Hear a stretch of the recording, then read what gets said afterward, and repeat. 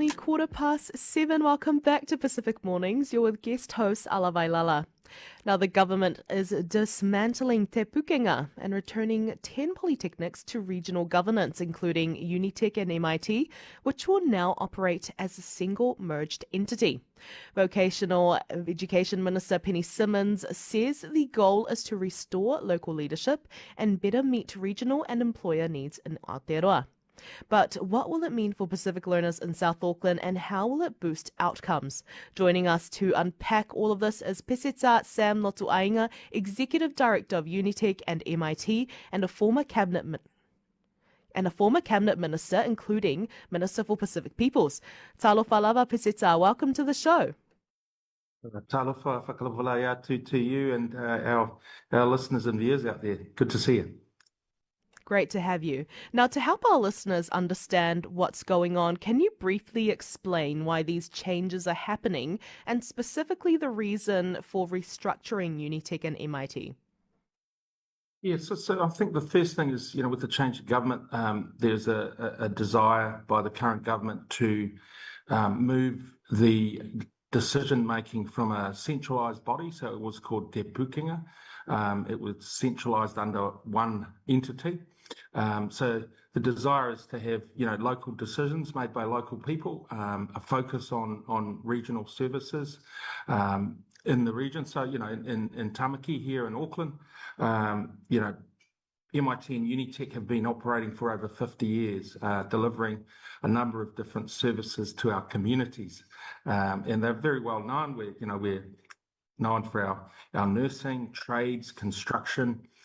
We have a maritime school, number of different types of services. We offer practical, degrees and qualifications. So when they come to MIT and Unitec, we offer, a lot of practicums out in the community, working with Pacific providers, for example, and also, that practical experience, lends themselves to really good jobs. So we've been doing it for over 50 years. Now that the decisions and resources are going to be allocated locally and regionally, that's exciting for a number of us, who've been working in this area for some time. You're now leading the merged Unitec MIT. How exactly will this new structure deliver better results for Pacific learners than what Te Pukenga offered? Yeah, that's a good question. So, what we're sort of focused on, we have two Pacific teams, across one at Unitec, one at MIT. For some time now, we've been working together, collaborating, so that what we can deliver is a better service. Just having, for example, if we go out to schools. We can do that effectively with a larger team. When we go to Polyfest, as another example, our teams work together to deliver, a bit of promotion out there, to do some activations with our Pacific peoples. Those are just a couple of examples, but obviously, we can do that by offering a wider range of programs to our people, not just here at the Mount Albert campus, the Wairaka for Unitec, but Manukau. We've got campuses in Manukau, Otara, out at Waitakere, and as far north as Mahurangi. So, having that scale and that collaboration that we can do, rather than competing with one another, we can work a lot better together. I think, it's in our DNA as Pacific that we are, more collective, that we value collaboration, respect, some of those values that we bring as Pacific people, that will lend themselves well to, what we're trying to achieve as a single entity across Tamaki. Now, critics say this move risks undoing the national consistency and equity goals Te Pukenga was working towards. How will you ensure Pacific learners don't get left behind in a fragmented system? Look, Te Pukenga never quite realised its aspirations and goals. I mean, I was a regional director for Te Pukenga. We didn't quite get there. So, in terms of giving up what the critics say, that, those goals, sadly, weren't met because we weren't given the time to realise those goals. So, I mean, I don't think that criticism is quite fair. what we can deliver, locally, and as I said, we've got a track record of over 50 years of delivering, certainly out at Manukau and Aotearoa, of delivering to Pacific peoples locally. Our campuses are closer to home, to where people, our Pacific peoples live and work and play. And it's where they get educated as well. What you'll find at MIT, for example, is that our Pacific peoples are about 20% of the working population. The number of employees of Pacific people that reflect the community. Tell me an organisation that has over 20%. A large organisation, and of course. What we have is, what we're trying to promote is more of our tutors, lecturers, our frontline staff to be Pacific. We have a Pacific, a research group. We have a Pacific academic committee. Those are, we have a very strong Pacific network of employees, and they deliver, and they have delivered for over a long period of time. So, I'm confident that the work we've done in the past has been good. It will continue to be, very, very good going into the future. The other thing that, certainly we try and promote, or I do, as the executive director, is promoting, our Pacific people into leadership positions as well. That's the feedback that we get from our kaimahi, our workers. That's the feedback we get from learners, that they see themselves in the organisation that are looking after them. And of course, we take a very caring approach to learning and teaching. A very pastoral approach. Our class sizes compared to universities are a lot smaller, so they feel a lot more included. They belong.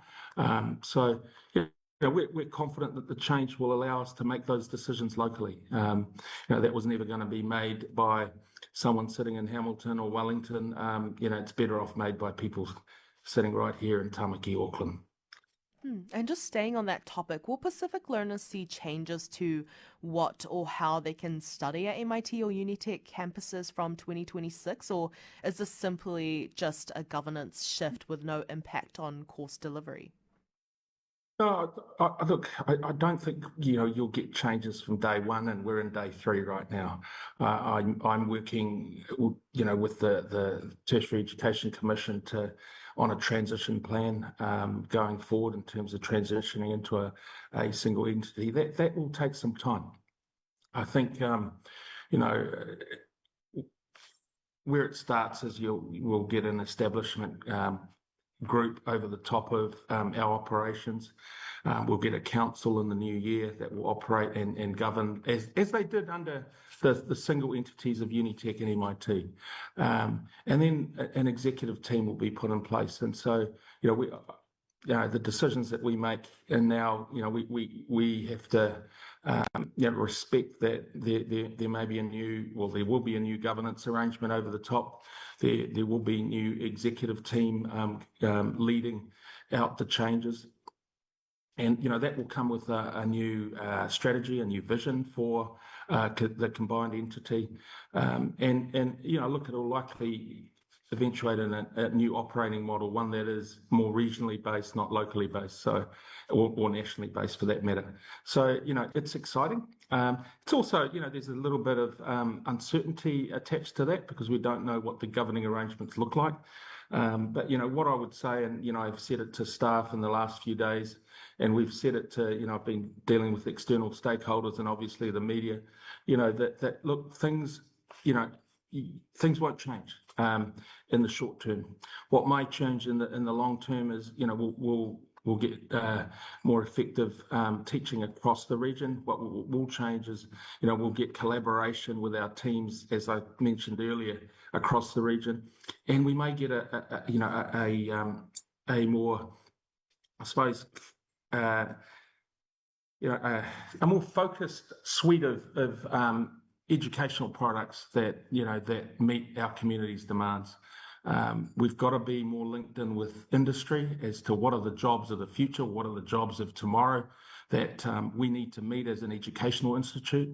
Very practical jobs. So for example, we've been meeting with the civil contractors, a number of external groups who rely on us for their workers, and whether it's Auckland Council or other large groups who are keen to see us get really highly skilled, highly qualified employees. We'll work with them because I think that's critical to not just the future of Auckland but the future of New Zealand, because a skilled workforce, growing the economy, getting well-paid jobs, that's what our families need and that's what they desire. And we're playing we feel a really important part in that, in that ecosystem of delivering on, better pay for our whānau, better pay for our ainga, and it's got to be good for Pacific peoples. We're confident of that. We've done it in the past, and we want to continue doing it in the future. Is it too early to tell what impact will this have on course fees, student services, levies, or other costs for learners, especially for, our Pacific students who already face financial barriers to study? Yeah, look, we've been facing barriers all our lives, in Aotearoa, New Zealand, but we're also, I think we're also blessed, blessed by a country that is, has, good resources to, if you think, and I'm a migrant to this country, you think of why we came here, to get the education, the well-paid jobs, to live, good lives here in Aotearoa, New Zealand.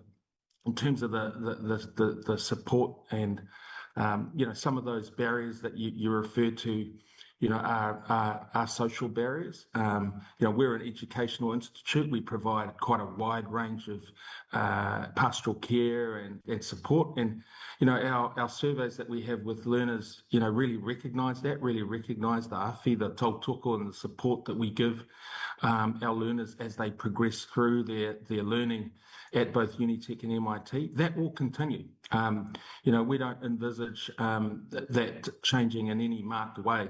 But I've just got to step back from that though and say, one of the reasons why the changes, the current government have put the changes in place is, generally the sector has not been doing well financially.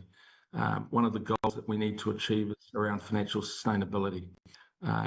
Certainly we've been working towards that, and that's why on Monday we were announced as one of the 10 to go independent, because we are on a pathway to financial sustainability. That means some hard decisions will and have to be made, but we're leaning right into that. We believe that that the opportunity here in Tamaki is a large opportunity to deliver really high quality services to our people, not just Pacific people, of course, but all people in Tamaki. And we've got a job to do, and we believe we're going to do that well. And just on the topic of you touched on barriers when it comes to Pacific students who want to study. The coalition government doesn't like the terms like equity or equitable outcomes, but you're Samoan and a former minister for Pacific peoples. Would you agree that education isn't just about equal opportunities, it's about equitable opportunities?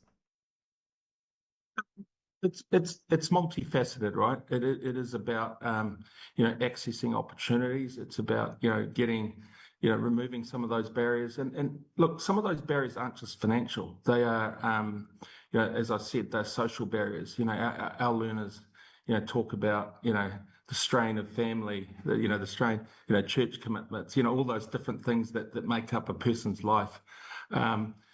Where we're at is, it is in the legislation that we are about producing some equitable outcomes, and that means lifting Pacific, but also lifting other groups. We have a number of disabled learners that need access to these types of opportunities, and that's why we have supported learning opportunities. We have migrant groups, we have refugee groups.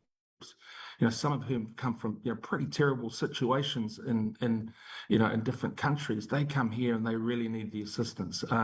So certainly, while Pacific remains a priority group because we have a huge Pacific population, Māori around Te Tiriti, critical that we ensure that our Māori learners access education and are successful as well.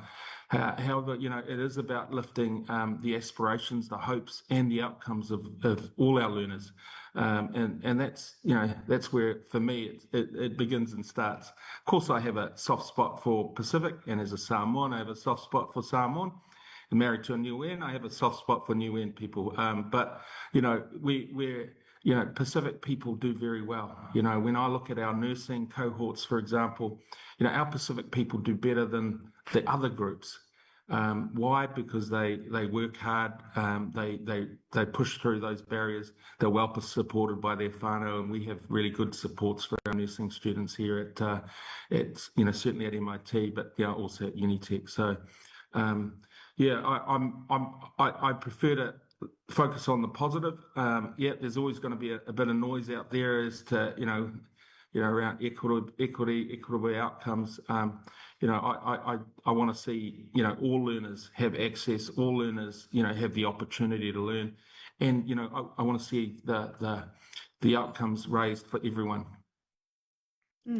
Hey, Peseta, this has been a really interesting talanoa. Would love to have you come back for more regular updates to update us on development. How does that sound?